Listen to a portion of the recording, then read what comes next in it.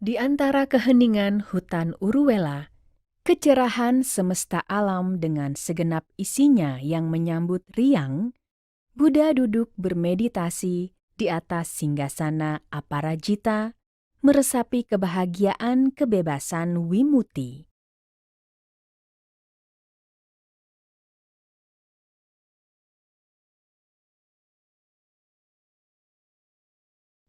Kebahagiaan kearahatan yang bebas dari noda kekotoran batin.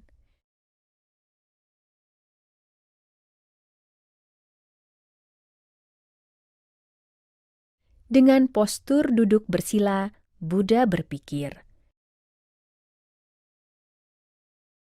"Aku telah mengembara dalam banyak kehidupan. Kini aku telah menaklukkan Mara secara total dan meresapi bekerjanya hukum Paticcasamuppada.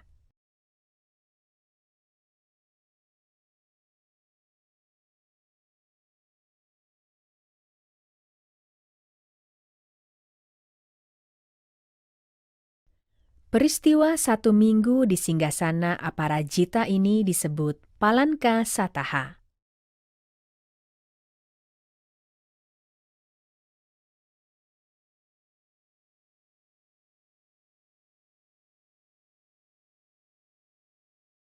Buddha menikmati kebahagiaan kebebasan dengan merenungi bekerjanya hukum sebab akibat yang saling bergantungan atau Paticcasamuppada, mata rantai 12 faktor yang menjelaskan tentang fenomena penderitaan manusia dalam samsara atau tumimbal kelahiran dalam urutan maju dan urutan mundur.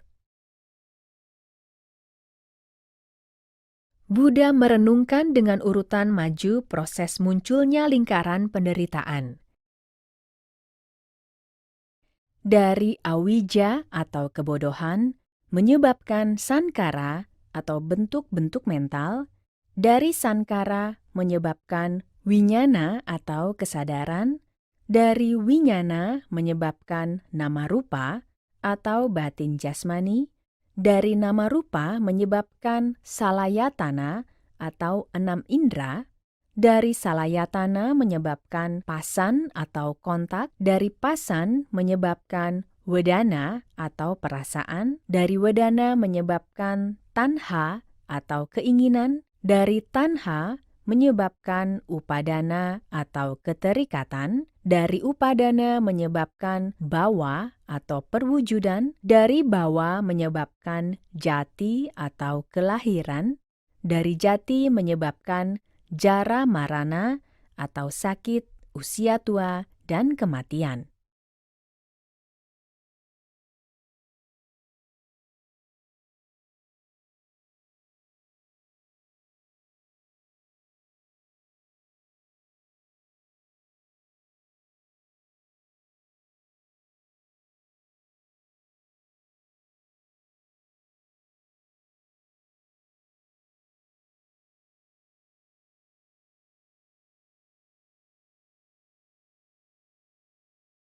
Peristiwa yang terjadi pada minggu kedua setelah mencapai penerangan sempurna, di mana Buddha menatap dalam kepada pohon Bodhi sebagai tanda terima kasihnya.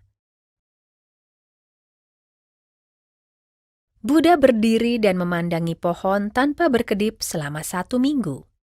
Peristiwa ini disebut Animisa Satta dan menunjukkan suatu pelajaran batin yang besar kepada dunia, yaitu berterima kasih kepada pohon Bodhi yang menaunginya selama perjuangan untuk mencapai penerangan sempurna. Peristiwa ini juga mengajarkan tentang balas budi dan kepedulian terhadap lingkungan.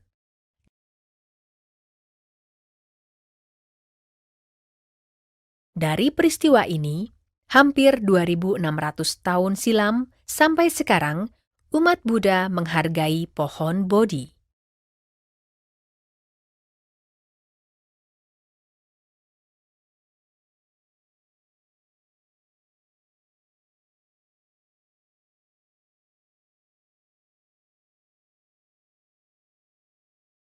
Pada minggu ketiga setelah mencapai penerangan sempurna, Buddha berdiam di dekat pohon Bodhi.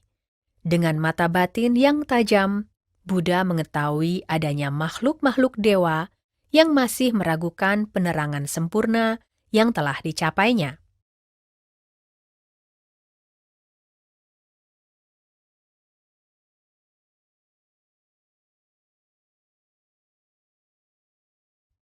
Untuk itu, Buddha menciptakan jembatan permata di udara dengan kekuatan pikirannya, dan selama seminggu, di minggu ketiga ini, beliau berjalan bolak-balik di atas jembatan permata yang diciptakannya.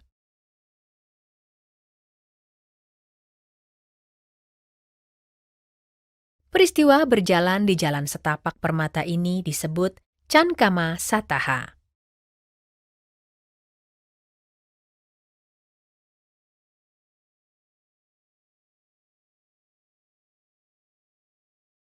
Pada minggu keempat setelah pencapaian penerangan sempurnanya, Buddha berdiam di kamar permata yang diciptakannya.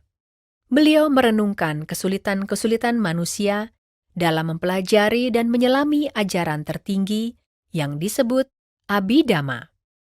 Ajaran Abhidhamma terdiri atas 7 kitab.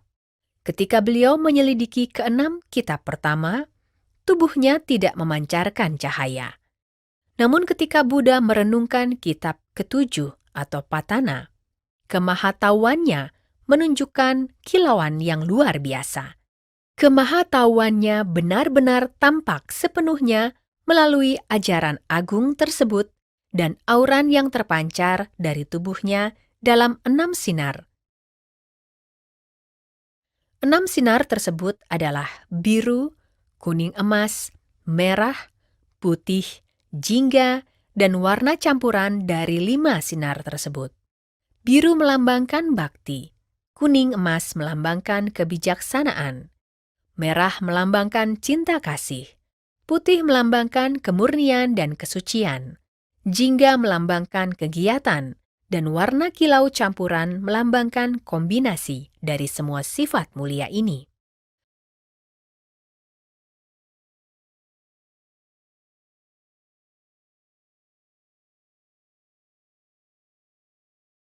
Peristiwa minggu keempat di mana Buddha merenungkan hukum tertinggi dari Abhidhamma Pitaka di rumah permata ini disebut Ratanagara Sataha.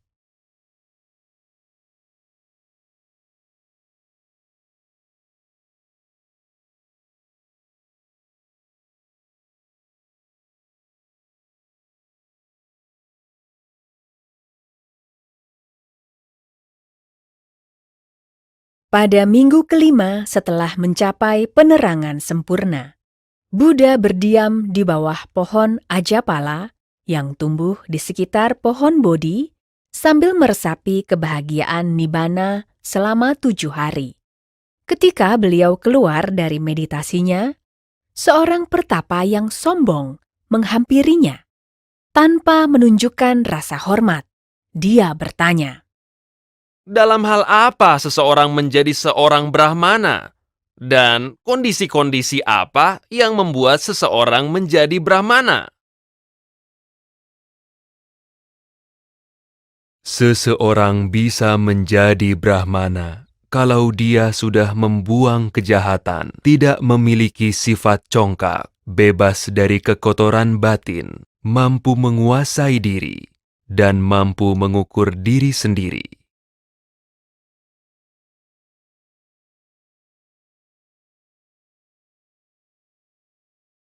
selanjutnya, pada minggu kelima ini pula, banyak godaan yang dihadapi Buddha melalui putri-putri cantik sebagai jelmaan dari Maratana, yaitu Tana, Arati, dan Raga. Akan tetapi, semua itu tidak menggoyahkan keteguhan batin Buddha, sehingga akhirnya mereka pergi meninggalkan Buddha Gotama. Minggu kelima ini dikenal sebagai Ajapala Sataha.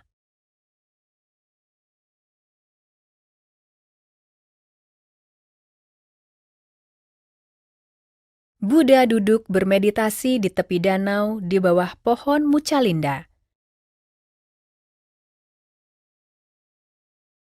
Peristiwa hujan lebat dan angin menimpa Buddha.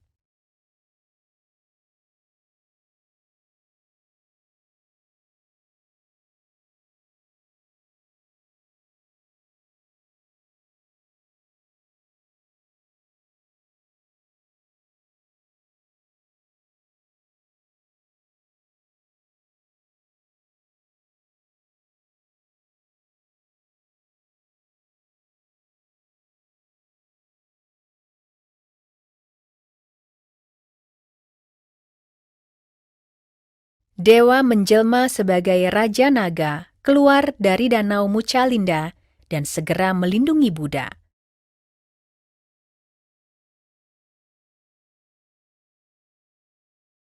Raja Naga membelitkan badannya 7 kali untuk singgasana Buddha, dan kepala naga berubah menjadi 7 untuk memayungi Buddha dari hujan dan angin.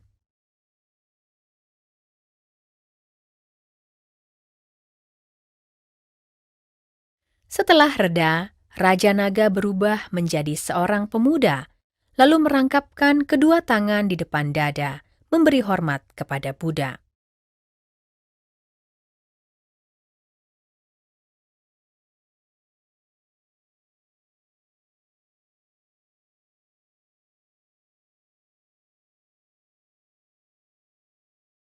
Selanjutnya berubah menjadi naga dan bergegas pergi.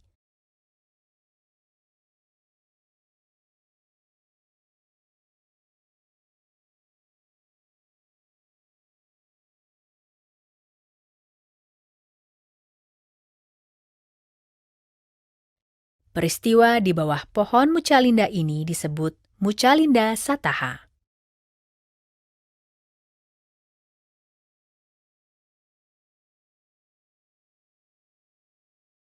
Buddha berpindah dari bawah pohon mucalinda menuju pohon Rajayatana.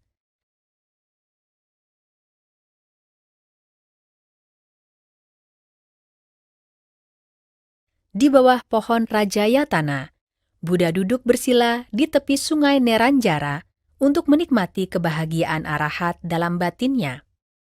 Pada saat fajar menyingsing, Buddha mengucapkan lagu pujian sebagai berikut. Melalui banyak kelahiran dalam kehidupan, aku mengembara mencari, tetapi tidak menemukan pembuat rumah ini. Menyedihkan menjalani kelahiran yang berulang-ulang. Oh pembuat rumah, engkau telah terlihat. Engkau tidak akan membangun rumah lagi. Seluruh atapmu telah rusak. Tiang belandarmu telah hancur. Pikiran mencapai keadaan tanpa kondisi. Mencapai akhir dari nafsu keinginan.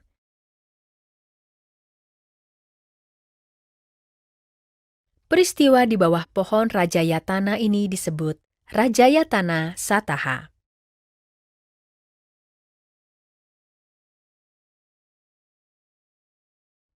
Selanjutnya, mari kita simak lagu Pekik Kemenangan sebagai berikut.